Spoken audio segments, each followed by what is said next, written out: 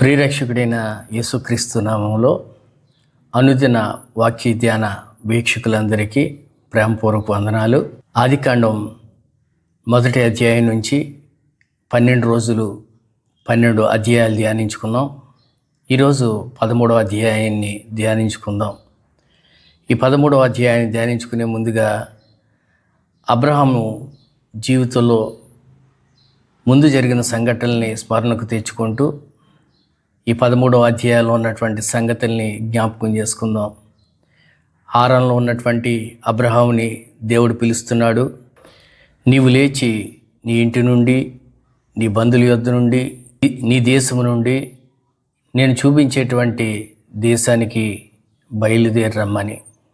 ఆ మాట విన్నటువంటి అబ్రహాము సమస్తాన్ని విడిచిపెట్టి దేవుని మీద ఉన్న విశ్వాసంతో బయలుదేరి కనానుకు చేరి హాయికి బేతేలుకు మధ్యలో ఒక గుడారాన్ని వేసుకుని అక్కడ దేవుని కొరకు ఒక బలిపీఠాన్ని కట్టి దేవుని నామంలో ప్రార్థన చేశాడని చెప్పి గత అధ్యాయంలో మనం నేర్చుకున్నాం. అక్కడ కరువు వచ్చిన సమయంలో అబ్రహాము ఆ ప్రాంతాన్ని విడిచి ఐగుప్తుకి వెళ్ళి ఐగుప్తులో తన భార్యని సహోదరి అని చెప్పి పరిచయం చేసి అక్కడ ఉన్నటువంటి ఫరో చేత అనేకమైన ఆస్తులు సంపాదించుకున్న తర్వాత దేవుడు ఫరోని సారాయిని బట్టి హెచ్చరించినప్పుడు ఆ ఫరో మరలా సారాయిని తీసుకొచ్చి అబ్రాముకు అప్పగించి వారికి ఇచ్చినటువంటి ఆస్తులతోటి ఆ ప్రాంతం నుంచి వెళ్ళిపోమని చెప్పి ఫరో చెప్పడం జరిగింది. మరలా అబ్రహాం అక్కడి నుంచి ఈ 13వ అధ్యాయంలో మనం ధ్యానించినప్పుడు అబ్రహాము తన భార్య అయిన సారాయి, తనతోనున్న లోతు, తను సంపాదించుకున్నటువంటి ఆస్తులతోటి మరలా తిరిగి ఎక్కడి నుంచైతే తను బయలుదేరి వెళ్ళాడో ఆ ప్రాంతానికి, అనగా బేతేలు హాయికి మధ్యలో తాను గతంలో గుడారం నిర్మించుకున్నటువంటి అదే ప్రాంతానికి మరలా అబ్రహాం వచ్చి గుడారాన్ని నిర్మించుకుని అక్కడ గతంలో దేవుని కొరకు కట్టించినటువంటి బలిపీఠం దగ్గరికి వెళ్ళి ప్రార్థన చేసుకున్నట్లుగా వాక్యాధారంగా కనపడుతుంది. అబ్రహాము బహుగా దీవించబడ్డాడు. వెండి, బంగారము, పశువులు, పనివారు విస్తారంగా దీవించబడ్డాడు. ఎందుకు దీవించబడ్డాడు అని చెప్తున్నామంటే అబ్రహాము బయలుదేరినప్పుడు తనతో ఏమీ తీసుకురాలేదు. అలాగే తనతోటి లోతు కూడా ప్రయాణమయ్యాడు. లోతుకి దేవుని పిలుపు లేకపోయినా అబ్రహాముని వెంబడించాడు. లోతు కూడా ఆశీర్వదించబడినట్లుగా తాను కూడా గొర్రెలని, ఒంటెల్ని, పశువుల్ని, సంపదని, పనివారిని సమకూర్చుకున్నట్లుగా వాక్యాధారంగా కనపడుతుంది. వారి ఇరువురు ఆస్తిని చూసినప్పుడంట వారు కలిసి నివసించలేనంత విస్తారమైపోయినట్లుగా అక్కడ వాక్యంలో రాయబడ్డది. అంటే విస్తారమైనటువంటి సంపద వారు సమకూర్చుకోగలిగారు. ఆ సంపదని బట్టి అబ్రహాము పనివారు, లోతు పనివారు, అనగా వారి కాపర్లు వీరి కాపర్లు గొడవలు పడుతున్నటువంటి పరిస్థితి ఏర్పడింది. వారి ఇరువురికి తగులు వస్తున్నాయి. ఆ పరిస్థితిని గమనించినటువంటి అబ్రహాము ఒక చక్కనైనటువంటి నిర్ణయం తీసుకున్నాడు. లోతుతో అంటున్నాడు, మనం కననీయులు, పెర్జీయులు మధ్యలో నివాసం చేస్తున్నాం. ఈ అన్యజనుల ఎదుట మనం తక్కువగా కనిపించే విధంగా ఉండకూడదు. ఎందుకంటే మనం బంధువులం. అంటే లోతు అబ్రహాం యొక్క సహోదరుడు కుమారుడే. అందుకనే అబ్రహాం అంటున్నాడు, మన బంధువులం. ఈ విషయాన్ని మనం గమనించుకోవాలి.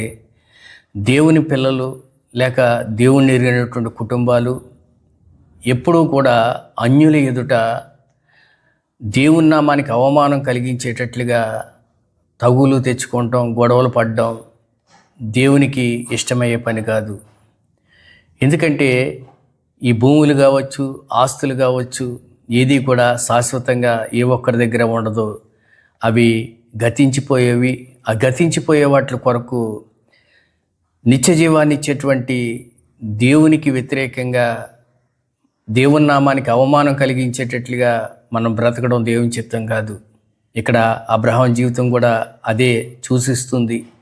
అబ్రహాం చెప్తున్నాడు, మనం ఈ విధంగా అన్యుల ఎదుట తగులు పడడం సరికాదు కాబట్టి ఈ దేశం నీ ఎదుట ఉంది, నీకు నచ్చిన వైపు నువ్వు నడిచినట్లయితే మరొక వైపు నేను వెళతాను అని అబ్రహాము పెద్ద మనసుతోటి, మంచి మనసుతోటి, దేవుని ప్రేమతోటి లోతునికి ఒక మంచి అవకాశాన్ని ఇస్తున్నాడు. నీకు నచ్చిన వైపుకు వెళ్ళు, నువ్వు తూర్పుకు వైపుకు వెళితే నేను పడమట వైపుకు వెళతాను, నీ ఉత్తరం వైపుకు వెళితే నేను దక్షిణం వైపుకు వెళతాను అని చెప్పి చెప్తున్నటువంటి పరిస్థితి. ఆ తగ్గింపు విశ్వాసం లేనటువంటి మనలో ఉంటే ఏ ఒక్కరికి కూడా కుటుంబాల్లో తగువులని ఉండవు. లోతు కన్నులెత్తి యొర్దాను వైపు చూశాడు.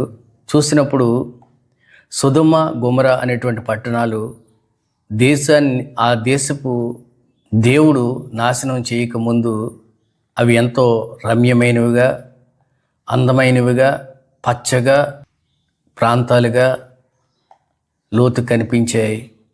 చాలా చక్కగా ఉంది, ఈ ప్రాంతంలో నేనుంటే అన్ని విధాలా సౌఖ్యంగా ఉంటుందని చెప్పి నిర్ణయం తీసుకుని అబ్రామ్తో చెప్తున్నాడు, నేను ఈ తూర్పు దిక్కుకు వెళతాను. సంతోషంగా అబ్రాము పడమటి దిక్కుకి వెళ్ళడానికి ఇష్టపడ్డాడు. ఎందుకంటే అబ్రాము దృష్టి, దేవుడు నన్ను పిలిచాడు, నన్ను పిలిచిన దేవుడు నమ్మదగినవాడు, నాకు మేలు చేస్తారనేటువంటి విశ్వాసంతో అబ్రహాం ఉన్నాడు. పిలుపు లేకపోయినా వచ్చాడు లోతు. దేవుని కృపచేత అబ్రహాముతో కలిసి ఉండడం చేత అన్ని విధాలు ఆశీర్వదించబడ్డాడు. ఇప్పుడు వేరే వాల్సిన పరిస్థితి వచ్చినప్పుడైనా దేవుని వైపు లోతు చూసినా దేవుడు మేలైందే సమకూర్చేవారు.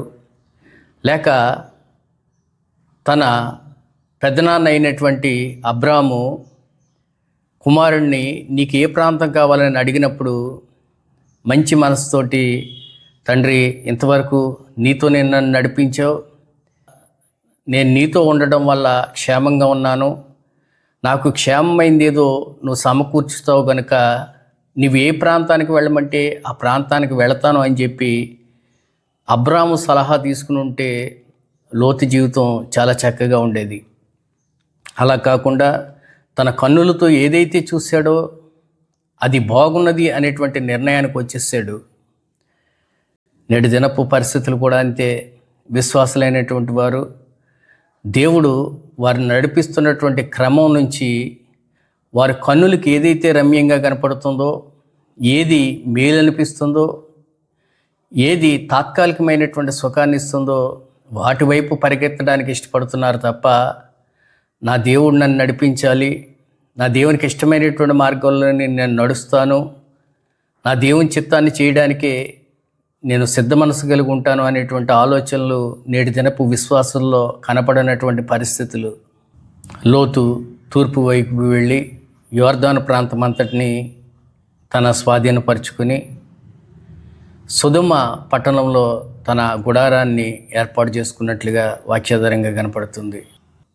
లోతు వెళ్ళినటువంటి ఆ సొదొమ పట్టణం, సొదొమ మనుషులు దుష్టులు, దేవుని దృష్టికి పాపం చేసిన వారని చెప్పి అక్కడ వ్రాయబడింది.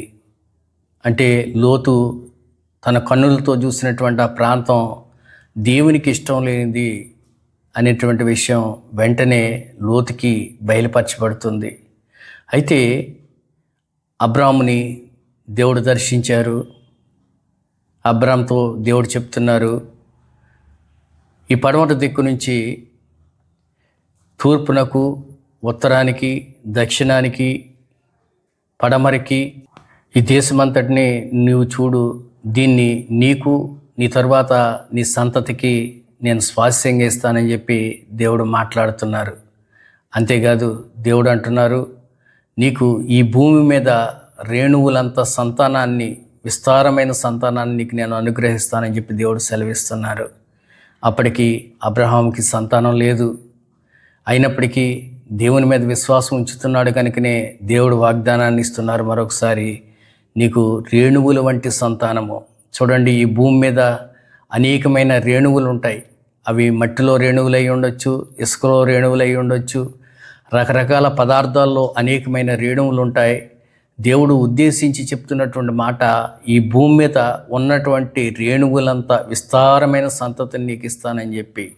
అప్పుడు అబ్రాము హెబ్రోన్లో ఉన్న మమ్రే దగ్గర సింధూర వనంలో దేవుని కొరకు ఒక బలిపీఠాన్ని కట్టి తను అక్కడ గుడారాన్ని ఏర్పాటు చేసుకుని దేవుని నామంలో ప్రార్థన చేసినట్లుగా వాక్యాధారంగా కనపడుతుంది.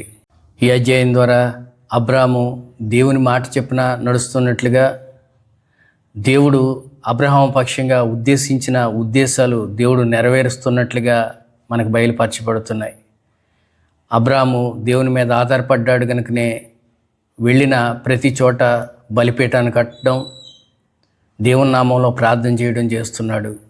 కానీ లోతు దేవుని మీద ఆధారపడడం లేదు, దేవుని ఆలోచనల మీద ఆధారపడడం లేదు, దేవుడి కొరకు ఒక బలిపీఠాన్ని కూడా కట్టించడం లేదు, దేవుని నామంలో ప్రార్థన కూడా చేయడం లేదు. చూడండి, వారి ఇరువురు రక్త సంబంధులే అయినప్పటికీ ఒకరేమో దేవుని మాట చెప్పిన బ్రతుకుతూ ఉంటే మరొకరు వారికి నచ్చిన విధంగా బ్రతుకుతున్నట్లుగా వారి ఇరువురి జీవితాలు మనకు కనపడుతున్నాయి. అలాగే విశ్వాసులైనటువంటి మన కుటుంబాల్లో కూడా దేవుని మాట చెప్పిన నడిచేటువంటి కుటుంబాలు దేవుని ప్రణాళికలో ఉండి అవి ఆశీర్వదించబడుతూ ఉంటాయి. దేవుని ప్రణాళికలో లేనటువంటి వారి కన్నులతో చూసినవి రమ్యమైనవి, విలువైనవి అనుకుని వాటిని వెంబడించి పరిగెత్తేటువంటి వారి జీవితాలు లోతు జీవితానికి సాదృశ్యంగా మారిపోతాయి. కాబట్టి వారి ఇరువురిలో మన జీవితం ఏమై ఉన్నదో వాక్యాన్ని బట్టి మనల్ని మనం పరిశీలన చేసుకోగలగాలి. ఈ కొద్దిపాటి మాటలు దేవుడు దీవించునుగాక. ప్రార్థన చేసుకుందాం. పరిశుద్ధుడా, ప్రేమ కలిగిన దేవా, కృప కలిగిన తండ్రి, ఆదికాండం 13వ అధ్యాయాన్ని కూడా మేము ధ్యానించుకుంటాను. మీరు కృప చూపినందుకు మీ స్తుతులు చెల్లించుకుంటున్నాం. మా జ్ఞానం కాదు తండ్రి, మీ పరజ్ఞానం చేత మీరు రాయించినటువంటి సంగతులు మరలా మేము జ్ఞాపకం చేసుకుంటానికి మీరు ఇస్తున్నటువంటి ఈ సమయాన్ని బట్టి మీకు స్తుతులు చెల్లించుకుంటున్నాం. అయ్యా, ఈ వాక్య ధ్యానం వినేటువంటి వారికి, చూసేటువంటి వారికి కుటుంబాల్లో మేలు కలుగునట్లుగా సహాయం దయచేయండి. ఈ వాక్యము వారి హృదయాల్లో పరిపూర్ణంగా భద్రపరచబడినట్లుగా సహాయం దయచేయండి. ప్రతి కుటుంబము అబ్రహాం కుటుంబం వలె ఆశీర్వదించబడినట్లుగా సహాయం దయచేయండి. మీ కృప సర్వజనులకి, సర్వసృష్టికి నిరంతరము తోడుగా ఉంచి మహిమ, ఘనత, ప్రభావంలో మీరే పొందుకునమని పరిశుద్ధుడైన యేసుక్రీస్తు నామములో బ్రతిమాలి వేడుకుంటున్నాను తండ్రి. ఆమెన్.